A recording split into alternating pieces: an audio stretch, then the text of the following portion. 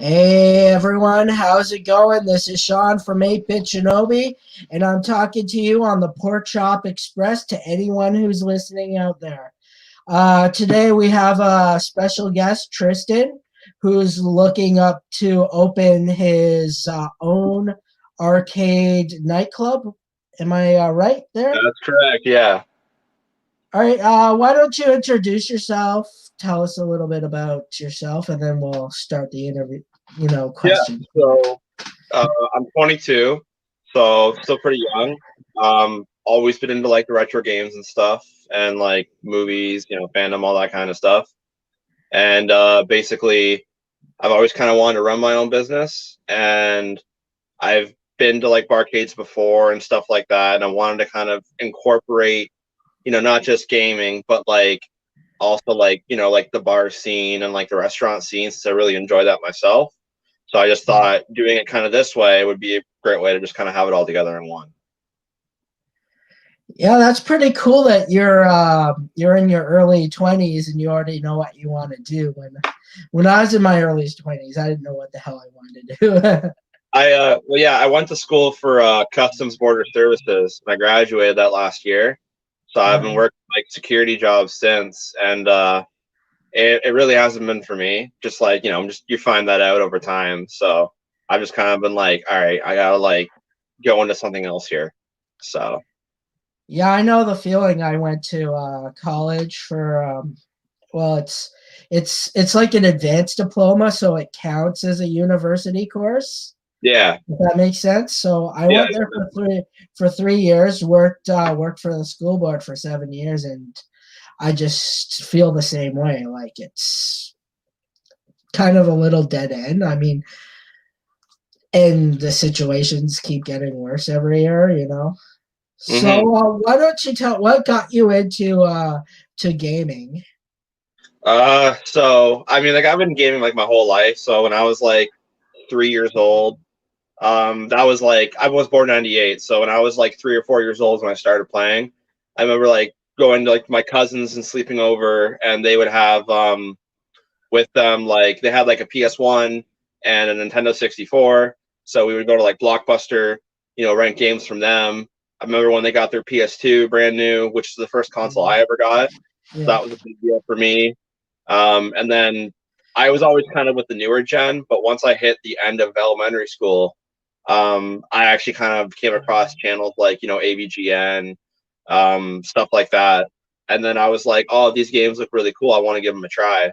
So I started collecting games. I've been doing that for the last 12 years, 12, 11 years. So I've been doing that. And then I just kind of wanted to get more into the arcades, really. So kind of going like step by step. Yeah, I know. Uh, I remember the first one I had. It was like Atari, right? Yeah, like which Like, one? Like 2600 or it was like the computer. Like it had like oh, a like the computer 400 screen. or 800. Yeah, the it had Yeah, the keyboard, and then you just put your disc in. And yeah, then we played Double Dragon, Gauntlet, and this game called Star Glider, where you had to read the book at a certain chapter and then input the code just to be able to play it. yeah. No, I've definitely played. I haven't played that last one, but I've seen stuff of Goblin. It looks pretty cool. Yeah. I've never played one of the computers myself, but and even with Double Dragon, I haven't played it on the 400. But like that game's been ported to like so many consoles. Yeah, I know. So I mean, like I like the NES version for what it is. It's flawed, but it's all right. Yeah. I've never actually played it in the arcade though, so that's one system actually for an arcade I would love to get is a Double Dragon unit. Yeah, well, the group we're in is pretty great for that. Like, Yeah. Chris just hooked me up with the uh, Confidential Mission. Oh, It's a okay. shooter game, and like I never heard of it, and I'm like the quality is like better than most of the popular titles. Yeah. No, for So sure. he hooked me up with that in Battle Shark, and it's like this scuba thing. So you have the scope, and then you like shoot it down. So The group is really good. I got like a Street Fighter pinball for a decent price. I got like a Terminator, and like those get like the artwork was like in a mint condition. Yeah, that's definitely a hard thing to come across is like the side art being like, not all scratched and like worn off with everyone like putting their hand against it when they're leaning against the machine. So no, it's really cool when you can find stuff like that still in like really nice condition. So So what was the first time that you been to an arcade? Can you? so I mean growing up in like, Ontario, really there was no such thing as an arcade when I was a kid, except if you like went to your like local movie theater, they might have had maybe a couple arcade units. But the first one I remember playing, and I still want to get this really bad, and it's expensive, but it's the Star Wars trilogy sit down arcade unit. So it goes through like multiple missions of the first original three movies. So there's Mhm. like the Death Star battle and New Hope. There's the like Hoth tunnel battle, which is like a rail shooter at that point. Then there's like the Hoth battle after that against like the AT-AT walker. And then even like with the last movie, there's like a battle on Endor where you go on like speeders and everything. So it's a really cool game. Yeah. Um, it's just a really fun game to pick up and play too. Like not even for like try harding or like getting points. Just it's really fun to see everything. So I remember seeing that game and being like, this is insane. Like, and this was when like Galaxy Cinemas had tokens. So you would go Mhm. and you would insert $5 and you would get 10 tokens. So then it costed 4 to 5 tokens to play the game. So then literally after you die, it was oh crap, I'm out of tokens. So I had to go and like go put the change machine in and get more money. So I love that one, Absolute Death. Time Crisis, another one. Played a That's lot a of Time good one. Crisis. And they actually had this old one from like the 90s. They were mostly rail shooters for me when I was a kid. That was my thing. They had the Jurassic Park Lost World rail shooter. It was so much fun. So Yeah. I'm really into like rail shooters. I don't know what it is. Just I always find them to be fun to play with a friend, especially like two people going at it. It's always fun. Yeah. Other than that, though, really there wasn't many arcades I played. I like Big Buck Hunter. That was one I remember our trailer park had a lot of, and they had a Neo Geo cabinet, so there was like Metal Slug, stuff like that. But for the most part, growing up, there wasn't a lot of arcades. I didn't really see that until last year. I went to the location in Barrie. I don't remember the name of the place. Last Level Lounge, I Yeah, believe. that's it. So that was a really cool experience to go see all that. Got to play like Donkey Kong, Frogger. Uh, they had a Mortal Kombat 2 cabinet. They had Time Crisis. They had Galaga. Really impressed with the pinball machines they had, which is something I'm really getting into right now. It's so complex to learn about anything about pinball. There's so many moving parts, but Hmm. they had like some of the most best pinball machines I've ever seen, and they had an Adams Family pinball, and I absolutely loved it. I was all up in that, so I that's what I spent probably half my time doing was playing that machine. Yeah, the pinballs, what I like about it is like it's almost like you're controlling it like manually, and it just Yeah, gives it like it gives you like an extra sense of like or like you gotta make sure that you angle it properly, and then you gotta react fast because it's coming down quickly. yeah, no, I agree. Yeah, definitely talk to the Last Level Lounge. I think someone posted their email. I actually talked to them and they are like amazing. Like they told me these are some of the things that you want to look for. These are when you're looking for games. This Yeah, is like some of the price points of your liquor that you want to serve. You want to keep it in this price point because if you price it any higher, no one's gonna buy your liquor. yeah, no, actually, I do plan on going this to book a day to go see them in the next few weeks and like book like 2 hours because like you have to book the room right now with COVID. Like you can't really go in, I don't think. Um, so I'm hoping to go with a few friends. So while like they're all gonna play games, like I'm just gonna talk to them about just like some insight, just kind of learn what to do. So Yeah. that's kind of the plan I want to do right now is to go visit them since they're nearby and I've been there before, so I'm familiar with the layout. Yeah. I remember the first time I went to an arcade. I live outside. I used to live outside of Ottawa, so Okay. Castleman. I don't know if you're too familiar with that town.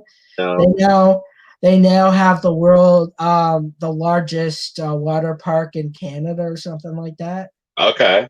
And there's like a cheese factory known for like the best cheese. So, anyways, we lived out there. There's like nothing there. Like to go to an arcade, we'd have to go into town. So we'd Yeah. go into Ottawa, and my uncle he took us to this place called the Midway. Okay. So it had like a mix of like all the carnival games, but it also had some of the older games too. So we would play the X-Men game, and I remember this one time we actually managed to beat it. We got a whole bunch of people together, and I was putting my coin in the wrong thing, and I'm like, why isn't my guy showing up? Yeah. So we call the guy over. He starts putting the coins in. It's not working. And then my uncle looked up and then he realized that the lies are racking up. So he stayed quiet and then he's like, buddy, you're giving it to me. So he had like a huge amount of life. So That's then we went into the game and we're just like, okay, you we're gonna hide behind you. You do all the you take all the damage, and then we'll come in. that's funny. Yeah. So, what are some ideas that you have for your nightclub?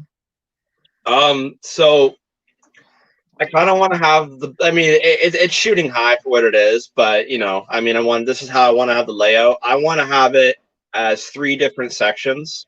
So I want this to be a pretty big building. So I will be like looking into like investments and stuff like that. I'm actually talking to some banks right now. But what I want to do is I want to have on the lower level there'll be two sections. So one section would be like a restaurant, with the second being the arcade with the bar in it. Like I want like both restaurant and arcade have a bar, and then above the arcade actually is where I want there to be a nightclub. So then with the nightclub, I mean, I don't want it to be like a game themed nightclub entirely because I don't really know how well that would perform. I want this to kind of be for like everybody, which is why I want to have multiple things to it. I don't want to turn people away. I want to bring more people in. So with the nightclub, like I want things to be pretty like basic nightclub wise, like dark, a little more like clustered, so people are. It's just how it works. Just like people want to drink more and then dance more, all that. With booths though, if you know what a booth is in a nightclub, where you rent a booth where you have like a seating area and a table and you get bottle service. I was thinking of there's some really nice custom cabinets people make of like 1,000 games or whatever on it, but they're almost like barrels shaped like that. Yeah, I've I seen thought them. each booth having a custom multi cab would be really cool, and it's like a bonus for hey, if you pay for the booth, you can play all the games you want on that multi cab for the whole night, like from when you get there to when it's done. It's all you want. So that way, at least like instead of just getting your, because like I go out and drink a lot with friends, so I find when we go out and if we ever got a booth, it's like cool, we got the bottles, and then we're just sitting up there and we just look like a bunch of morons because everyone else is down there dancing. So it just looks really awkward. So, but if you at least have like something to keep you occupied, it would just be kind of entertaining. That sounds like a pretty nice idea. Yeah, so no, that's kind of what I'm going with right now. It's the starting idea. Yeah. So what other steps have you taken to get your idea off the ground? I'm possibly looking at going to school for a year to do some sort of like a business ideal where you build a business plan. I've been talking to some friends. I have a friend who runs a construction company up in Collingwood. So he's talked about investing into it. I'm building a business plan right now, learning about arcades, trying to find storage to store the arcades when I buy them that I Yeah, build I know. where I live. So currently trying to find that where it can be not relatively expensive, which is difficult. Um, and then just like learning, just like I'm looking at since I'm working security, I'm looking at switching and actually working in like a bar or a restaurant or something like that. And the food and drink industry, just so Yeah. at least I can understand things instead of coming in there completely blind. Yeah. Well, I know in Ottawa we have a place called Invest Ottawa where they hook you up with an expert and they'll tell you what you need to do. Like my advisor is Carla, and she was really great. She's like, okay, so this is how much you need to price things, and if you're making X amount of money, this is how much your overhead cost should be. So like your rent, your Employees, electricity. all that. Yeah. And the library actually has a great resource. I don't know if anyone told you about that. They like the it's not the best, but you can pull like stats from all the local businesses to give you an idea of for projection. Okay. So I don't know if you're familiar with projection. I'm not. No. So it's basically it's kind of like an educated guess of what you plan on making for like what you think you could make for the next 5 years, and Oh, okay. you basically pull that data out from statistics. So like just look for statistics on what people are making, and then just say, well, based off of what we've seen and the market and who we've talked to, we believe that we could pull in this much. Yeah. No, that makes sense. Okay. Yeah. So definitely see if you can find an advisor. I'll see what I could do on my end to see if there's something in your neck of the woods that can. I know for sure that we do have advisors here. I just haven't gotten to that part yet, but it was something I was looking at doing in the next few weeks. So it also helps that my mother is actually a financial advisor. So she knows people she could easily set me up with. Oh, So that's perfect. yeah, it helps. Yeah.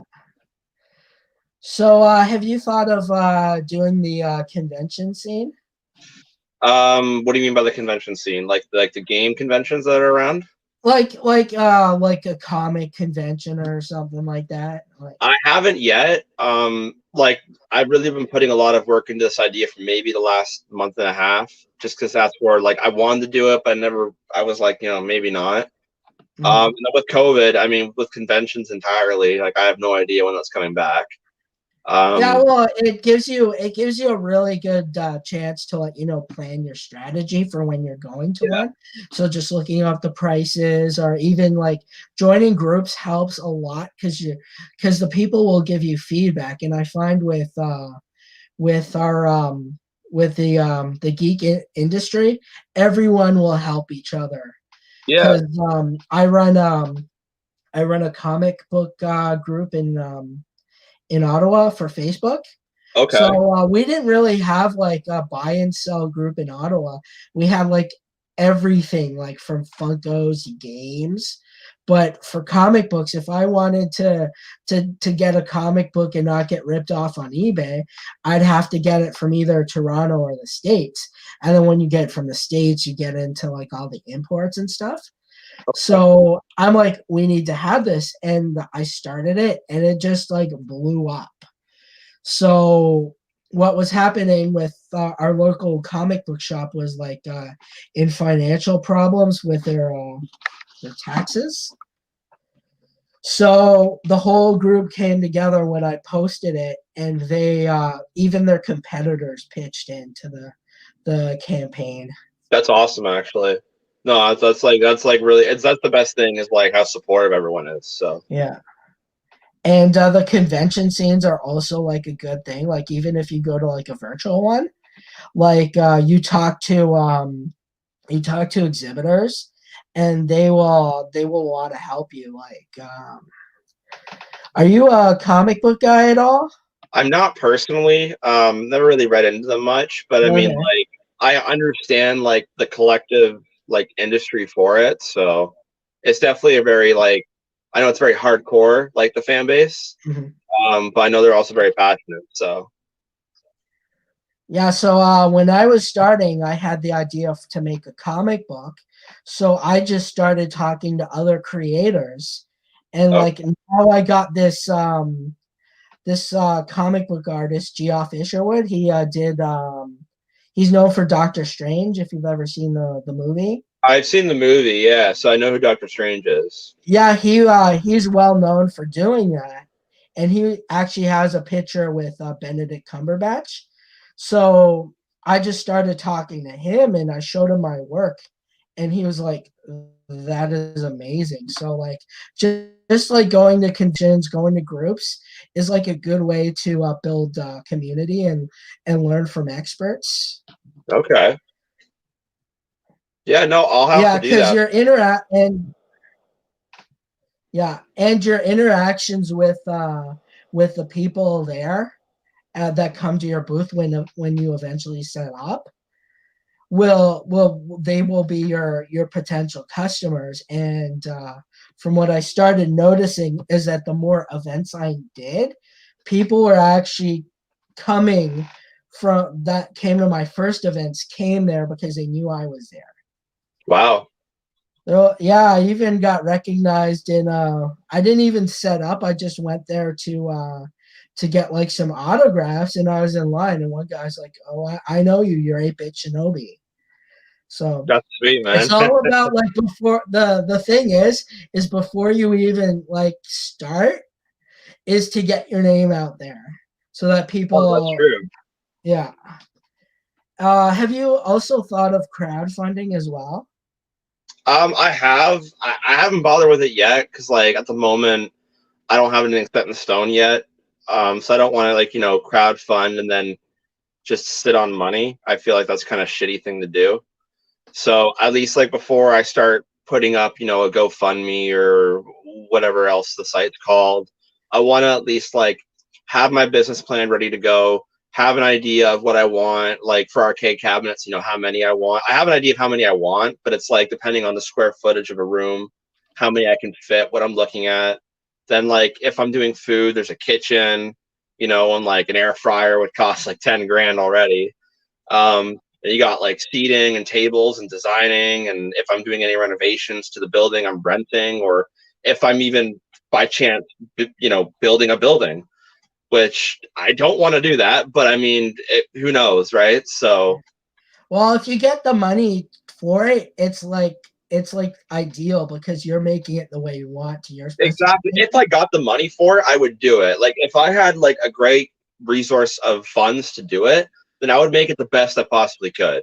Yeah. Because like I want this to be like something everyone can enjoy.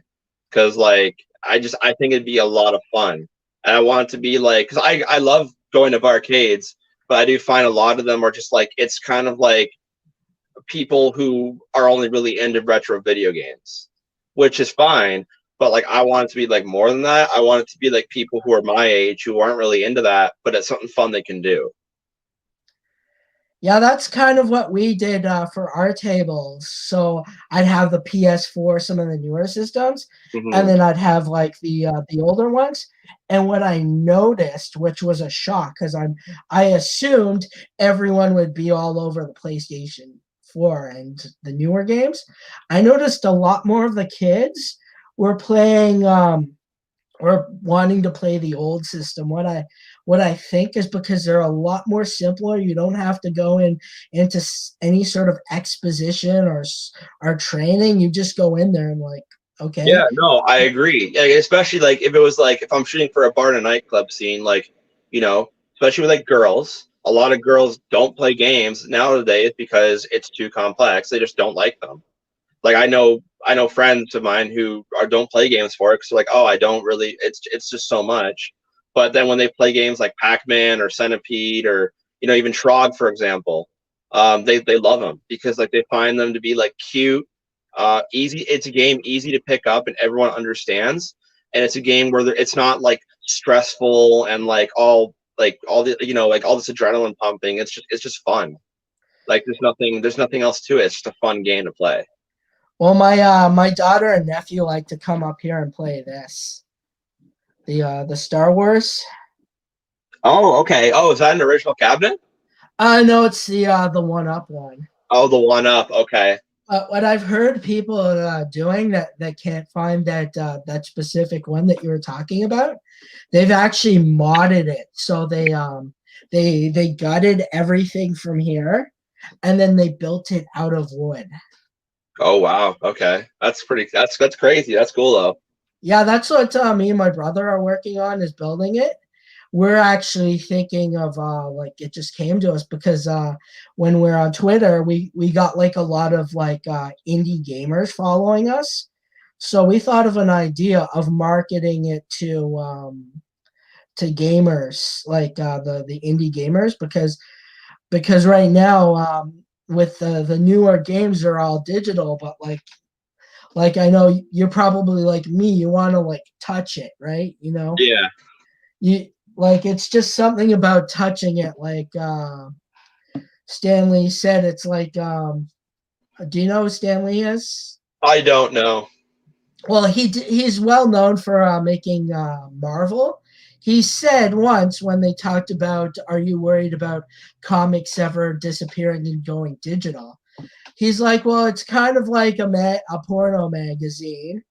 You know, it's better to actually touch them, right? Wait, are you talking about Stan Lee? Yes, For Stanley. some reason, I took that as Stanley, and I was like, I don't know who Stanley is. Sorry. Yeah, okay. Stanley. Sorry. I wasn't thinking. Yes, Funny I know who that story. is. Funny story. That's actually his real name. Oh, okay. His real name was Stanley Lieber, and at the time, comic book artists were like seen as like lower, Yeah.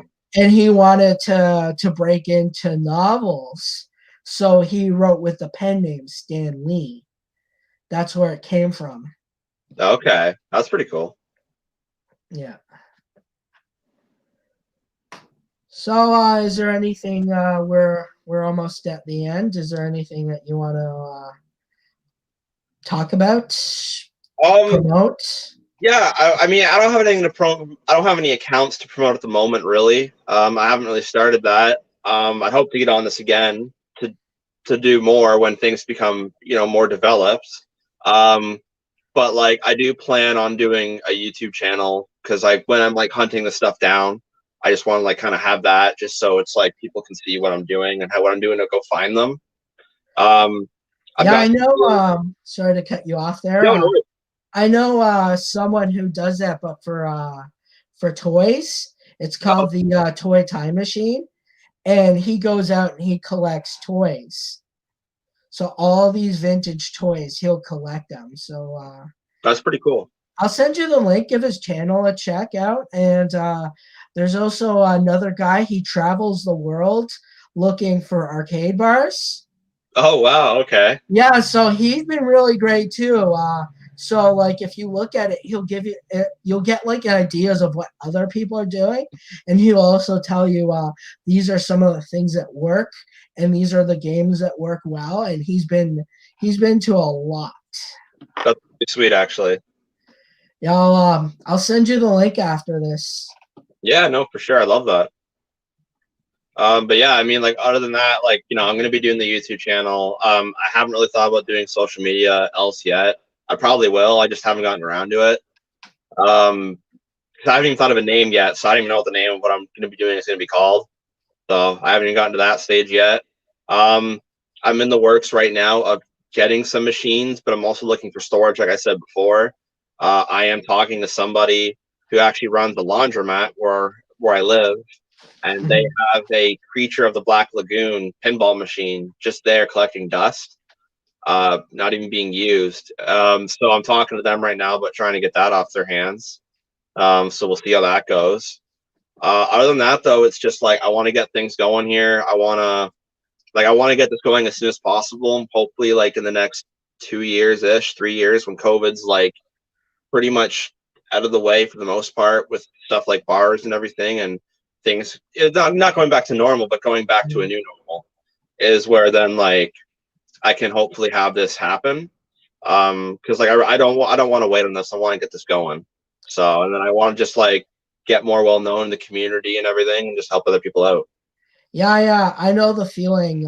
Recently, like I was starting slow, but recently my grandmother passed, and I was like, I really want to get this thing done. Okay, my It kind of shifted my perspective there. yeah, no, my condolences. Thanks. Yeah, no, but I mean, I get that. It's like you wanna. I feel like I'm always wasting time, so I want to make it happen. I know it's gonna take time. Obviously, this Yeah. isn't gonna happen tomorrow, but with all the time I have, especially with COVID and more time than ever, I want to get this going. I want to get this to happen, and yeah, I'm really excited to see where this goes. Yeah, well, I'm here to help you out, anything, and I'm pretty sure that the community will help you too. Just it's all about pushing through. Because I remember when I first started a year ago on my social media, I was at like one follower, and it took a while to get there. Now I'm almost at 3,000, and people are actually asking me for help to push their stuff, and I feel like I kind of have an obligation to help out others too, because other people had me on their show. That's awesome. So that's why I'm working on building this show, to get other people an opportunity to talk about what they want to do, promote themselves. Yeah, no, it's a Maybe. great way to get started for sure. Well, thanks for coming on the show.